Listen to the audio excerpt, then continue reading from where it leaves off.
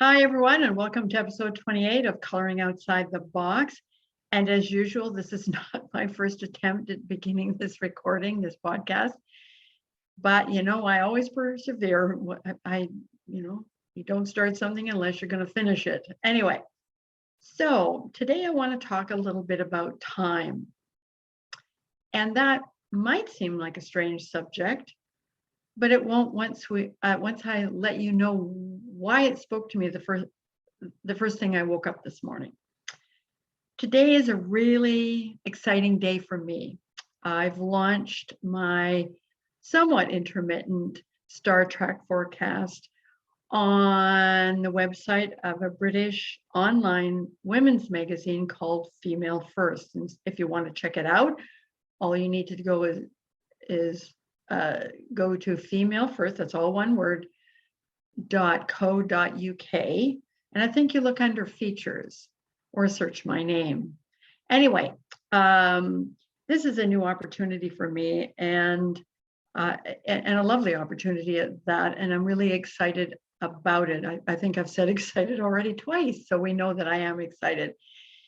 Anyways, this led me to start thinking about how things unfold in your life. And so for those of you who don't know this, I'm 72 years old. And yes, I can say that and not fall over. Anyway, I realize that sometimes or often we see, depending on your perspective, time as a limitation. Now, and so we start, deciding what belongs at what age and how this should happen and when this should happen. And for me, this is an opportunity that I hope is going to lead to some other important things like publishing books. And so, of course, I'm excited about it. And just because I'm 72 doesn't mean I'm not fully engaged in my life. And so I wanted to talk to you about how you might see time as a limitation and recognize that all your age ever tells you is how long you've been wandering around the planet. It may not say much of anything else. I want you to think about that or let that settle into your consciousness, into your body while I readjust my glasses. Anyway, time definitely marches on, to quote a cliche. It's just that is not the sole determinant of where you might be going or what you might be doing. And this is especially important as we come out of a couple of years where we felt that in some ways time was suspended. Think about that for a second, because we weren't able to live the life that we were living before. There were lots of restrictions, or it felt like restrictions, and we didn't always know how to take the opportunity to use that period of time in a way that might be healthy and life affirming for us. And sometimes, I know it sounds strange, but feeling backed into a corner and pushed to your limit can actually lead to affirming life and recognizing that you don't always need to let all of outer circumstances determine how you live your life, because life actually happens from the inside out. And so the last couple of years have been an opportunity to really develop that interior relationship we have with ourselves and to look at what about this experience, the fear, the uncertainty, all that, where could we find our life force? Where could we find our vitality? And as things begin to ease and open up again, there is an opportunity to initiate new things. That not going back to the way things were before isn't necessarily the thing that's going to actually make you feel any better, feed your soul, allow you to begin again.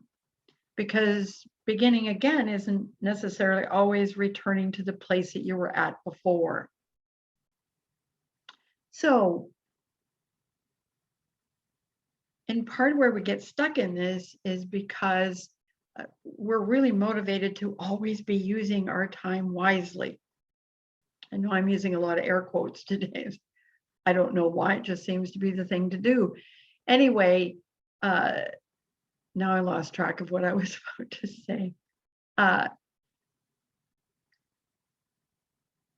Because we're so motivated to look at things in terms of chunks of time and in terms of what we're doing in that time, it's been very much of a struggle for us to realize that everything in life is actually useful and purposeful, even if we can't see what it is at the time.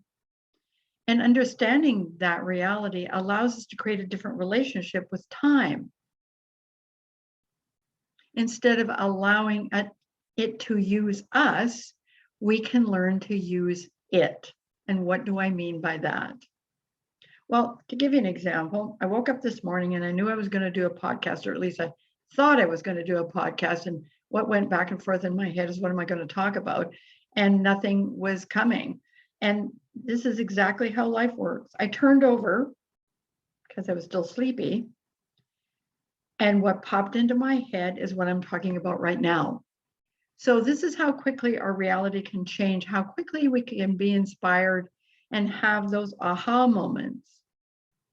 And those don't necessarily show up because we're thinking about them. Because as I was turning over, I thought, well, I guess I'm not going to do a podcast because I can't think of anything to talk about. Anything that seemed that resonated for me, that I felt something about it. So it was when I stopped thinking about it and I turned over. So this is how we make use of the time and space that we're living in. Instead of always trying to make it a list or a plan or an organized thing, we look at where we're at in terms of what we're experiencing, not in terms of how much time does it take, not in terms of how old am I, for instance, my kids have often asked me, aren't you retired yet? And I don't know I can tell you what that word means to me, and what that word means to me is sitting on a couch waiting to die. And that's not what it means to everyone else. It's what it means to me. So, and then I get caught in the same trap that everybody else gets caught in. It's like, well, oh my God, I got up this morning, I was going to do this, and then I sat down and I started fiddling around with something else, and watching a Toronto Blue Jays baseball game and eating my lunch, and and then thinking, well, really, why haven't I done this yet? Isn't this one of the biggest questions we often ask ourselves? Why haven't I ... And usually when we're doing that, it whether consciously or unconsciously, has something to do with time. Now, of course, when we're born, we realize we're not going to be in physical form forever.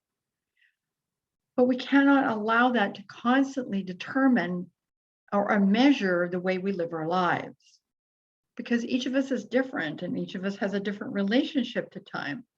Some people are tuned in on a really practical frequency, and their challenge is to recognize that not everything needs to be measured, because it can be hard not to do that.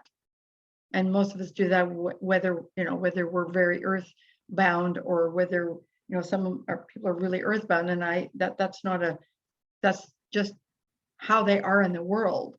Others are really tuned into their feelings. Now I'm talking about astrological signs, like the earth signs I just referred to, Capricorn, Taurus, and Virgo. And then other people are very much tuned into their feeling realm, and that's what drives them. And those are Cancer, Scorpios, and Pisces. And then we have, should have started with the fire signs, but I didn't, so my apologies. I know you guys like to go first. And fire signs are all about action. getting things moving. And that's Aries, Leo, and Sagittarius. And then finally, we have air signs. And I'm an air sign. So we're talking about Gemini, which is the sign we're in right now, Libra, and Aquarius. And so air signs are motivated by what goes on inside their head. Their relationship to the world is very mental. So generally speaking, each of the elements, fire, earth, air, and water, have a different relationship to time. Now, of course, your sun sign doesn't determine everything, but it is a good starting point in terms of how you initially connect to the world. But the rest of your chart, of course, will show other things. It doesn't mean that, if you're a water sign, that you have no practical connection to the planet, or you don't think, or you don't act. It just means your primary initiating point is your feelings part, right? So when we understand that we all have a different relationship to time, it's good to begin thinking about what your relationship to time is.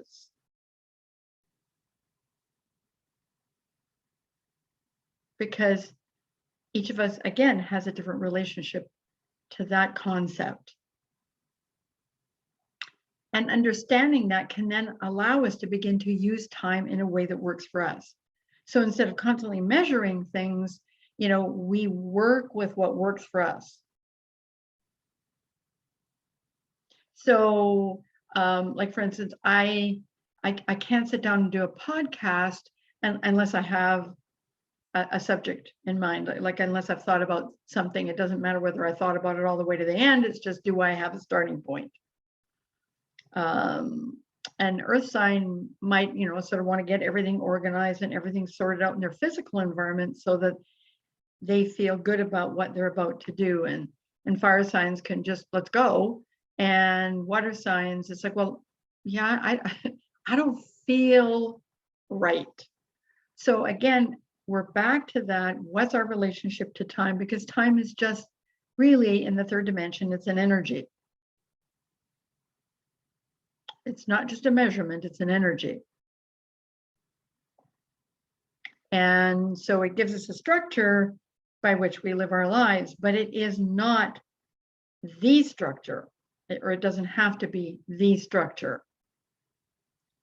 What goes in our consciousness is actually the structure with which we live our lives. Now that might seem a little out there, but again, take some time to ponder that.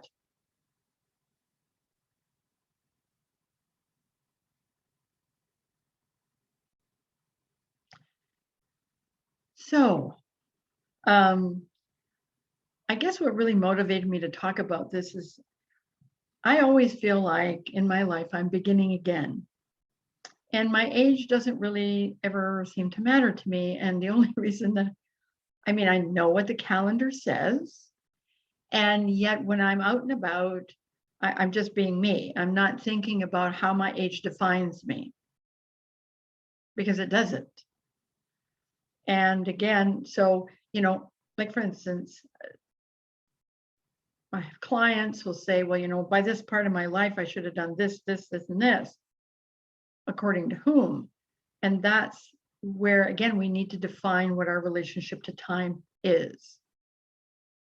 Because trying to fit ourselves into a box that maybe was designed by somebody else. So again, it leads to questions of, am I content with my life? Are things good for me? Am I feeling uncomfortable? What's going on? Because life is a series of experiences that we do something with. And I like to always say that life isn't about what happens to you, it's about what you choose to do with it. And if we allow ourselves to back ourselves into a corner because, say, we're 42 years old and, we should have been doing this, this, and this. We should be married, we should have children, or we should have bought a house, or, you know, I should have gone farther in my career, or I should have done this, or I should have done that. Now, it's interesting that I chose the age of 42 to talk about, because that's really around the time that most people start to have their midlife crisis. I know, you know, you've heard a lot about that, but really what it is on an energetic level is an opportunity to change things that need to be changed. So interestingly enough, whenever we get too stuck, some part of our consciousness will come along and urge us to reevaluate, and sometimes our consciousness has no choice but to manifest. I know that sounds a bit weird. I don't want to, because when I talk about consciousness, I'm not just talking about your human consciousness, I'm talking about your soul consciousness as well. I'm talking about, you know, to remember that the soul actually houses your body, not the other way around. So stuff is always going to happen that challenges us, because we're actually here to experience what we already know to be true. And that came, you know, that particular phrase comes from a series of books by Neale Donald Walsch called Conversations with God. And the first time I read it, and I realized that that's true, that we're here to experience what we already know to be true, it puts our life experiences into a different perspective. And at the core of that also takes us to a different relationship with time. So say you're like, I did not actually dig deep into myself and find my psychic ability until I was in my late 40s, early 50s. It was always there, but I never felt like, wow, I should have done this before. It would have been nice if I'd done that before. And that's a kind of trap that time can get you into. The feeling that somehow, you see somebody who's accomplished a lot by the time they're 35, and you think that your ship has sailed. Just because that's another person's journey doesn't have anything to do with your experience in life. And so sometimes our relationship with time, we start to use it to limit us and to sort of go, oh, well, maybe I should just, everything's okay. It's fine the way that it is. And that may very well be true, but it is actually fine for you internally. Do you feel fine, or are you persuading yourself that because, you're a certain age, because age is one of the most important ways we measure time.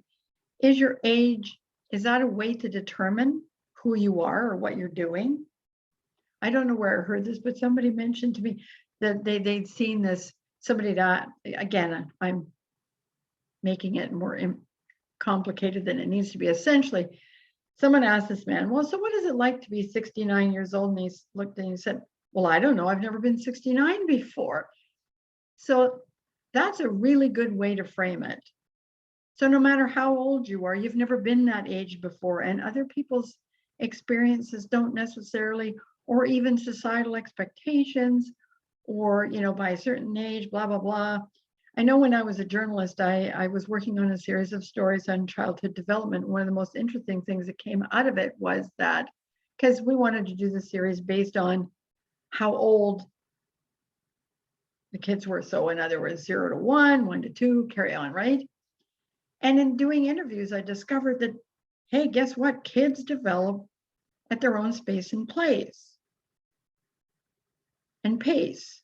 Somehow I don't think that came out right, but whatever, you know what I'm trying to say. So even in the early stages of our lives, we're not all hitting the same places at the same time. Hence, a child can learn to read when they're 3. And well, I'll give you an example. Like, so my older son, before he was 2, he already had the language skills of a 5-year-old. And then my middle son, came along, and I thought, he's going to develop the same way. And guess what? He did not really talk. Well, he had his own language, but he didn't really talk until he was close to 2. And then he started talking in complete sentences. And my younger son, I think he had some challenges only because his brothers like to talk for him, and he still is annoyed by that to this day. Anyway, so you get a sense, if you look at that and you think about the reality of that, then you realize that all our lives are like that. And we sort of develop and grow and evolve at our own pace and in our own way, in a way that's unique to us. This allows us to have, again, a different relationship to time. It is no longer a determinant as much as it is a descriptor, which I think is kind of fun. And I want to thank my consciousness for bringing this to my attention this morning and giving me an opportunity to talk about this, because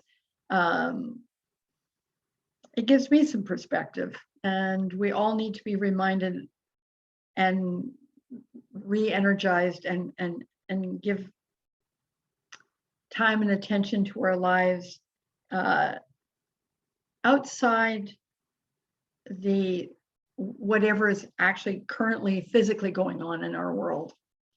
Now, I did want to mention that I am going to be also for Female First doing an exclusive Coloring Outside the Box podcast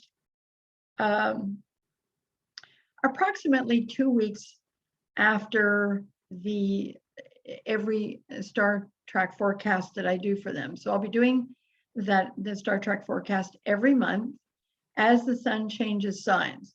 So I just want you to know now, eventually that content may end up on my YouTube channel, but if you want to get it fresh, then I suggest that you keep an eye out for it. It probably will be showing up sometime the first week in June. So keep an eye out for that. Thank you again for always being supportive of me and for all the kind words you always share with me. So I appreciate it so much.